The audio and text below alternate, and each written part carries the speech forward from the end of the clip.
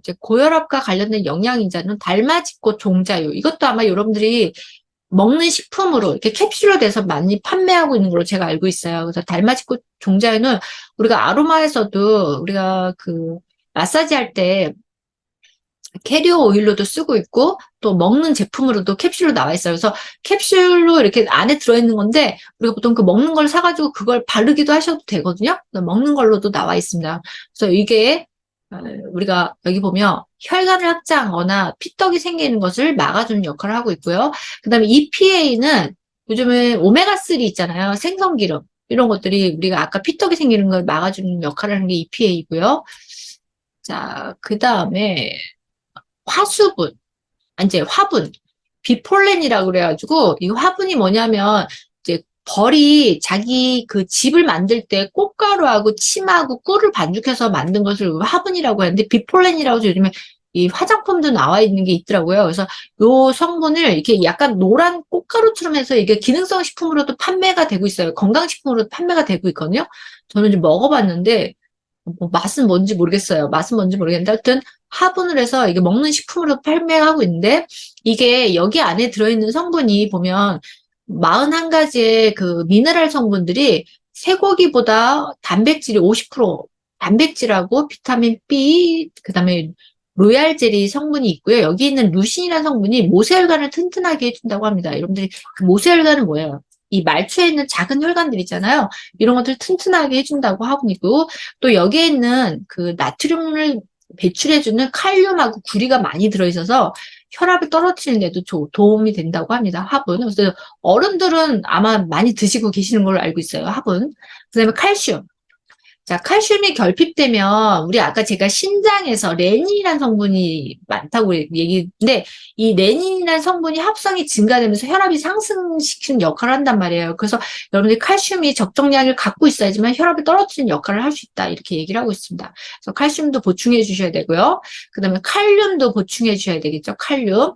칼륨이 나트륨하고 균형을 맞춰서 이뇨작용을 하고 교감신경의 흥분을 억제해 주는 역할을 하는 거예요.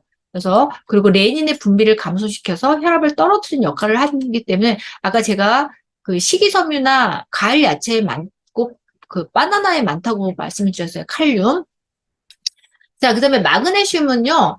마그네슘은 그 우리가 몸에 있는 혈관의 그 평활근을 수축을 막아줘요. 그러니까 그 혈관을 이완시켜주는 역할을 하는 거예요.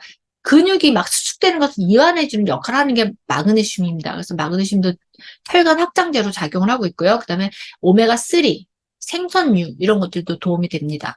그 밖에도 이제 우리가 약재로는요. 지난번에 우리가 아마 약재로도 배웠을 거예요. 산사육이라든지 솔잎, 천마, 그 삼국화, 감잎차, 뽕나무 잎차 이런 것들을 여러분 차로 드시면 혈압을 떨어뜨리는 데 역할이 도움이 되고요.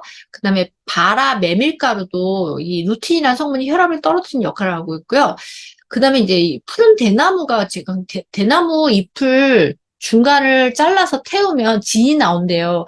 이걸 복용하라고 하는데 저는 요거는 먹어보질 않았습니다. 그 다음에 생마. 생마를 먹어봤어요. 생마도 먹으면 혈압을 떨어뜨리는 작용을 하고요. 그다음에 모기버섯을 삶아가지고 그 물을 드시면 이것도 혈압을 떨어뜨리는 역할을 하고 냉이꽃, 한년초도 그 역할을 하고 그다음에 시금치, 그다음에 산사나무 열매. 우리 산사나무 열매는 지난번에 배웠잖아요. 활혈제로서 어혈이나 담을 제거해 주기 때문에 그 어혈제로 작용한다고 말씀드렸기 때문에 도움이 되겠죠. 그다음에 영지도 그렇고요. 해바라기 꽃. 또 우리가 차로 드실 수 있고, 옥수수, 샐러리. 옥수수는요, 우리 몸에 그 수분을 배출해주는 역할을 해요. 그래서 여러분들이 몸이 자주 붓는 분들 옥수수차 드시면 굉장히 좋고, 신장이 안 좋으신 분들이 옥수수차 드시면, 우리가 시중에서도 옥수수차 이렇게 티벳으로 만들어서 팔잖아요. 옥수수차가 이뇨작용이 있어서 몸에 붓기를 빼는데 굉장히 좋습니다. 그래서 수분을 바깥으로 배출하기 때문에 고혈압 환자들한테 좋고요. 그 다음에 아침에 공복에 토마토 2개를 먹는 것도 좋고, 수박씨도 좋다고 합니다. 수박씨. 그 다음에 해삼. 그다음에 잘 익은 사과 껍질을 만들어서 주스로 드시는 것도 좋고요. 그다음에 포도주스, 미나리즙 이런 것도 도움이 되고 바나나, 그다음에 수박 껍질, 결명자차, 그다음에 또 뭐가 있어? 오이덩굴이란 약초, 그다음에 마늘, 해파리, 대추, 땅콩, 강냉이 수염. 강냉이 수염은 아까 옥수수 수염차를 얘기하는 거예요. 옥수수 수염차. 그 다음에 다시마, 이제 국화, 괴하미. 괴하미가 이거 회화나무 꽃이라고 합니다. 회화나무 꽃에 있는 루틴 성분이 있는데, 루틴 성분이 아까 말씀드렸죠. 혈압을 떨어뜨리는 역할을 한다고 말씀드렸고요. 녹차. 이런 것들도 도움되고, 우리 때 목향, 오약차, 이런 것들도 제가 아까 이기제인데, 예, 혈압을 떨어뜨리는 역할을 한다고 했고요. 그 다음에 프로폴리스. 자, 프로폴리스는 이제 그 활성산소를 제거해주는 역할을 하는데 제가 고혈압 환자들이 활성산소가 많이 생성이 된다고 말씀드렸죠. 무슨 얘기냐면 혈관이 일시적으로 막혔다가 뚫렸다, 막혔다 뚫렸다 일시적으로 혈압 때문에 그런 작용인데 이렇게 막혔다가 다시 뚫릴 때 그때 활성산소가 굉장히 많이 생성이 된다고 말씀을 드렸어요. 그래서 그 고혈압이나 고지혈증이 있는 분들이 굉장히 활성산소가 많이 생성이 되거든요.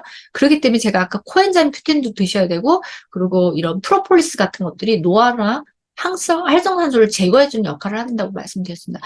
그 다음에 이제 혈자리는 여러분들이 이제 제가 여기 혈자리를 알려드릴게요. 요거는 여러분들 한번 보시면 되겠죠. 백회, 풍지, 태충, 합곡, 곡지, 삼은교. 아마 대부분 여러분들이 지난번에 배우셔서 다 아시는 혈자리일 거예요. 그래서 백회, 풍지, 태충, 합곡, 곡지. 여기 하나, 둘, 셋, 넷, 다섯, 여섯 군데잖아요. 여섯 군데를 여러분들이 그 침 배우셨잖아요. 그러니까 백회도 이렇게 침을 꽂고 풍지는 본인이 못 놓겠네요. 태충은 발이라서 놓을 수 있고 합곡 손이죠. 곡지는 팔이죠. 삼음교는 우리 그 발목 있는데 발목에서 삼치 올라온 곳이 삼음교잖아요. 그래서 이런 것들 여러분들이 풍지 빼고는 다 여러분들이 스스로 침을 꽂을 수 있는 자리예요. 그래서 여러분들 꽂으시면 되고요. 그 다음에 여기 요 자리는 여러분들 한번 보시기 바랍니다. 이제 요 기본 자리에다가 여러분들이 뭐 간이 항성됐을 때는 행간 협계를 넣고 음이 부족할 때는 신수 간수를 더 넣고 담습이 생겼을 때는 풍룡 중화를 더 넣고 기가 갖고 어혈이 있을 때는 족산이 격수를 넣고 이런 식이에요. 그다음에 머리가 어지러울 때는 태양 두유를 더 넣고 심장이 막 벌렁거리면서 잠을 못 잘 때는 뇌간 신문을 더 넣고 이런 식으로 이렇게 해서 더 여기 기본에다가 플러스 2개씩 더 넣는 거거든요. 그래서 어떤 증상이냐에 따라서 여러분들 이걸 더 추가해서 넣으면 되는 자리고요.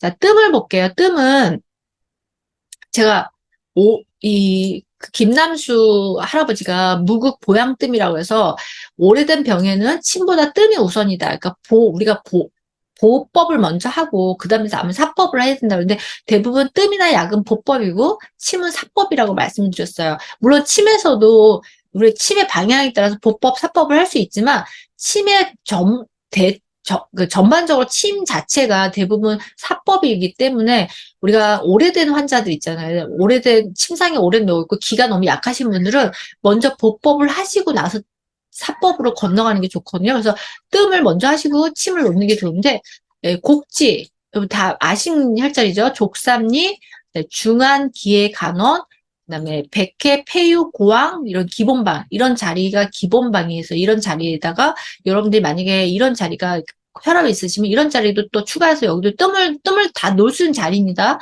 침뿐만 아니라 뜸도 같이 놓을 수 있는 자리예요. 자, 이렇게 하시면 되고요. 자, 이제 고혈압은 원인을 알아야 되는데 고혈압은 병이 아니라 증상이면 오장이 이상이다. 특히 오장 어딜까요? 심장이죠. 심장. 고혈압이 심장이 이상입니다. 그래서 반드시 원인이 되는 장부를 먼저 치료하셔야 돼요. 그리고 혈압이 높다고 하면 먼저 당뇨가 있는지 심장병인지 간염인지 물어보고요. 그리고 당뇨가 있다면 어디를 치료해야 돼요? 비를 치료하셔야 되고 심장이 질병이 있다면 고혈압의 원장인 심장을 치료해야 되고 간에 문제가 있다면 간을 치료해야 돼요. 그러니까 우리가 한의학에서는 기본적으로 이 질병의 근본이 되는 장기가 어딘가를 한번 생각하셔야 돼요. 그래서 그 근본적인 장기를 같이 치료하셔야 되겠죠. 그래서 만약에 간에 이런 문제가 있는 분들은 고혈압의 원인이 간의 원인일 수 있고 당뇨가 있는 분들은 비의 원인일 수 있고 심장병이 있는 분들은 심장의 원인일 수 있다는 거예요. 그래서 근본적인 장기를 같이 좋게끔 치료를 하셔야지 고혈압이 완치가 된다는 거예요. 자, 그래서 여러분들이 침으로 할 수도 있고, 뜸도 하실 수 있고, 또 부항도 하실 수 있죠. 여러분들 부항은 척추 중앙으로 해서 이쪽 쭉 기본방을 쭉 다 뜨시면 돼요. 중앙으로 두 개씩 쭉 붙이시면 됩니다. 우리가 혈자를 몰라도 그냥 척추 중앙으로 해서 두 개씩 여기 목부터 해서 쭉 여기까지 엉치 끝까지 두 줄로 해서 다 붙이시면 됩니다. 그러면 여기에 모든 혈자리들이 다 붙어 있어요. 여기 폐부터 시작해서 그 흉추 3번에 폐부터 해서 쭉 밑에까지 이 모든 장기들이 다 있단 말이에요. 여기 그래서 여기다 쭉 붙이시면 됩니다. 그리고 만약에 그 내가 혈압이 있다 그러면 꼭 간, 신장은 기본방으로 꼭 다 넣게끔 들어가셔야 되겠죠. 여기 보면 간, 그다음에 요추 2번 이렇게 다 들어가셔서 기본방으로 꼭 하셔야 된다고 오늘 여기까지입니다. 자, 질문 있을까요? 질문요? 네,